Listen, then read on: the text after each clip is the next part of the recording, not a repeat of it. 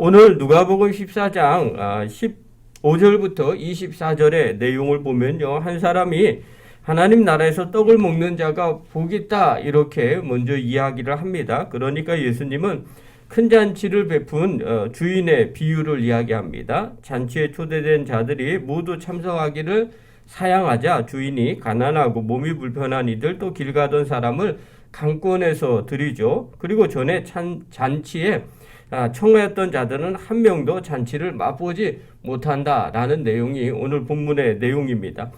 오늘 이 본문은 이 본문만 보시면 안 되고요. 14장 전체를 좀 볼 필요가 있어요. 왜냐하면 계속해서 이어지는 내용이기 때문에 그래요. 오늘 본문 1절에 이렇게 나와요. 뭐라 그러냐? 함께 먹는 사람 중에 하나가 이렇게 말합니다.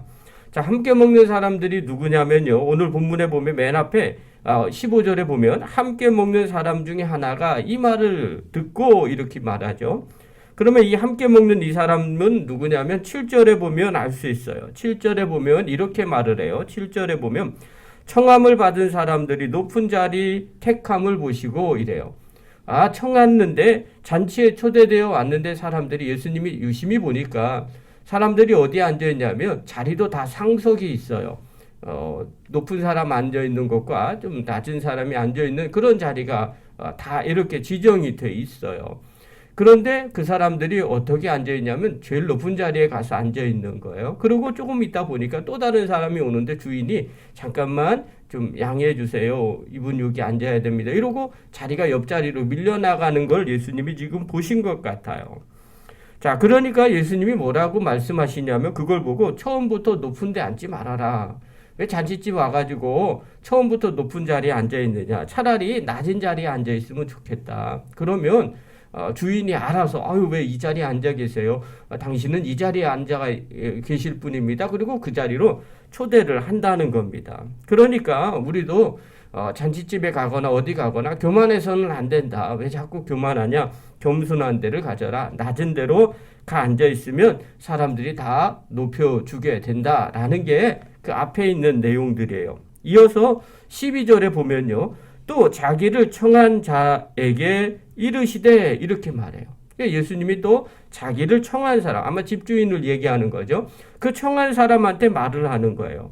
그러니까 예수님이 잔치집에 지금 들어와서 첫 번째 유심히 쳐다봤더니 높은 자리에 앉더라. 그러니까 처음부터 왜 저렇게 앉지? 낮은 데 앉으면 다 높여줄 텐데. 이렇게 하나 이야기하신 거고.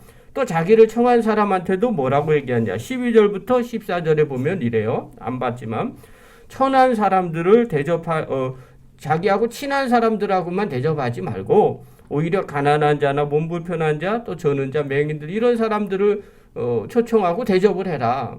왜냐하면 내 주변에 친한 사람들은 나중에 나한테 다시 갚겠지만 이 사람들은 다시 갚지 않을 것이다. 그러면 하나님 나라에 너의 상이 클 것이다. 마지막 날에 네가 갚음을 받을 것이다. 이거는 잔치집 주인에게 하는 얘기예요. 이왕이면 그렇게 해서 더 많은 사람들, 너에게 도움을 주지 않는 사람, 네가 베풀었지만 이 땅에서 다시 회수하지 못해도 하나님 나라에서 하나님께서 그렇게 갚아줄 것이다. 그렇게 한 거죠. 자, 그러면 지금 예수님은 어디에 계시냐면 잔치집에 앉아 계신 거예요. 그래서 사람들의 행태를 하나 보고 상석에 앉는 걸 보고 한마디 하셨고요.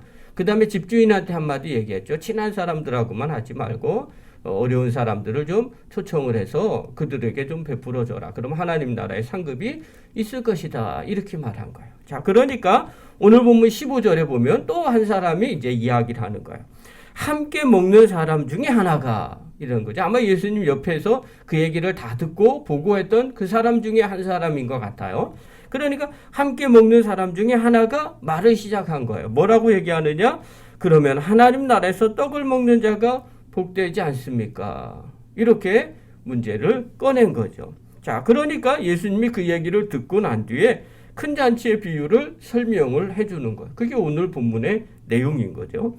잔치할 시각에 청했던 사람들이 잔치 시각이 되었는데 사람들이 전부 다 뭘 하면서 왔느냐? 오지 않았느냐?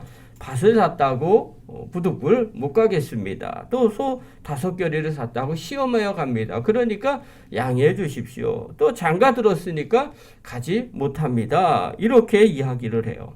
자, 그런데 재밌는 사건이에요. 이 세 가지의 비유를 들었는데 두 가지를 뭐라고 얘기하느냐. 참석 못하는 사유를 이야기를 하면서 양해하도록 하라 이렇게 말해요.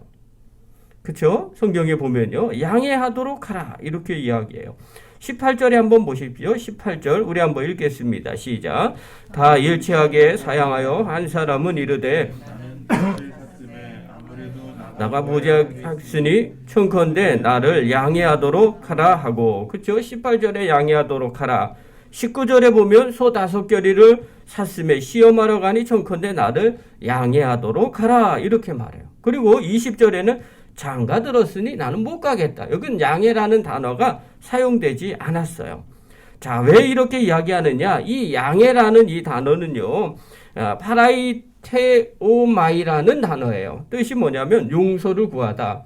좀 더 거기 하면 거절하다. 아주 심하게 얘기하면 거절하다는 거고, 다른 말로 표현하면 용서를 구하다. 내가 못 가니까 이해 좀 해주세요. 이건 아주 정중한 부탁은 아니고요. 약간 거절이 들어있는 내용들이에요. 그러니까 용서를 구하는데 약간 거절이에요. 아유, 참 좋은 얘기인데 제가 부득불 못 가겠습니다. 하는데 아주 정중한 태도는 아니고 조금 그런 모습들이죠.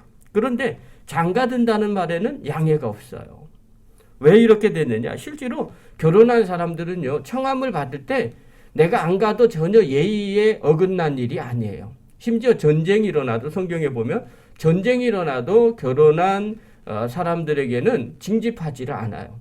신혼의 그 꿈을 계속 단 얼마라도 갖고 있게 하기 위해서 법으로 정해놨어요. 그러니까 잔치집에 안 가도 전혀 양해할 일이 아니거든요. 근데 나머지들은 양해할 일이에요. 초청을 했는데 안 가면 그 집주인을 좀 무시하는 처사예요. 그렇기 때문에 용서를 구하는 내용들이 이 안에 들어있는 거예요. 자, 그러면 우리가 생각해 보십시오.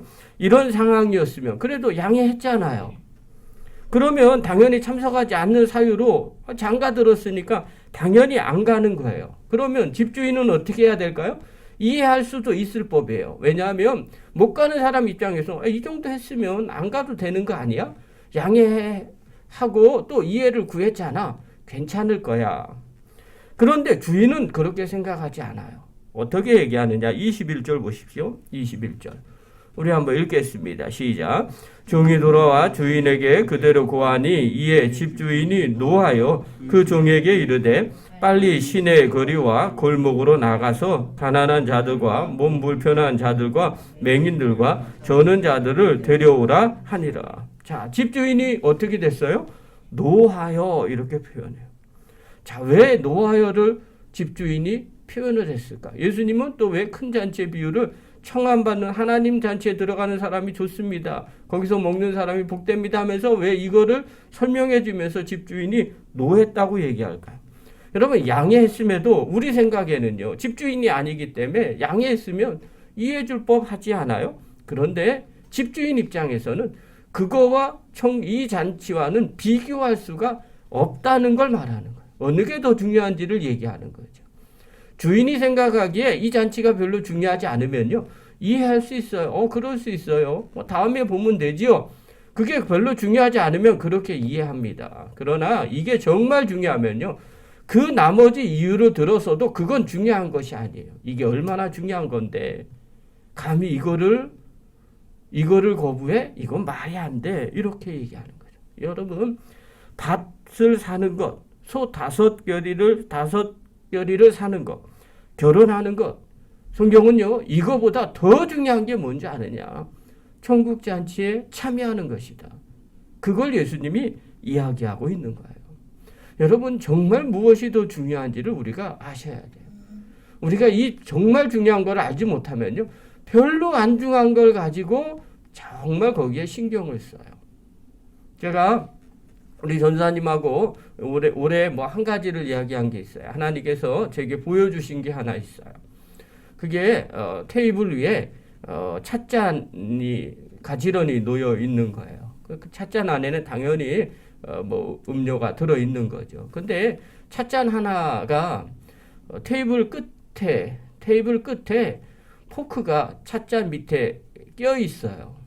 그런데 제가 그 찻잔이 처음에는 아무 생각 없이 테이블에 포크가 왜 여기에 들어있지? 이걸 빼야 되는데, 그리고 포크를 딱 빼려고 하는 순간 뭔 생각이 드냐면, 이거 빼면 찻잔이 테이블 밑으로 떨어지는데, 우선 테이블 밑에 떨어지면 안 되니까 찻잔을 먼저 옮겨야 되는데 하는 그런 이미지의 이미지의 것을 보게 됐어요. 그러면서 한참 고민했어요. 뭐가 정말 중요할까?